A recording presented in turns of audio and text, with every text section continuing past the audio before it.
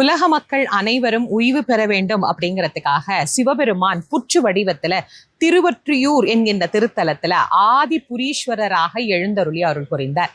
தேவாதி தேவர்கள் சிவபெருமான அபிஷேக ஆராதனை செய்து வழிபட்டு நலன்கள் பெறுவது அப்படிங்கிறது தான் இயற்கை. புற்று வடிவத்துல சுவாமி வந்துட்டதுனால அபிஷேக ஆராதனை அவங்களால செய்ய முடியல.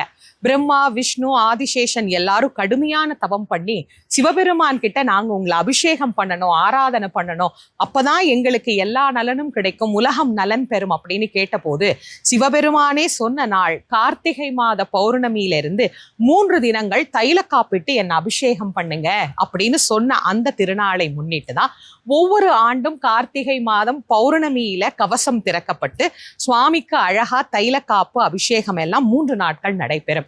இதை பார்ப்பதே வாழ்க்கையில மிகப்பெரிய பேரு அப்படின்னு தான் பெரியவங்க நமக்கு சொல்லியிருக்கிறாங்க. அதன்படி இந்த ஆண்டு 4/12/2000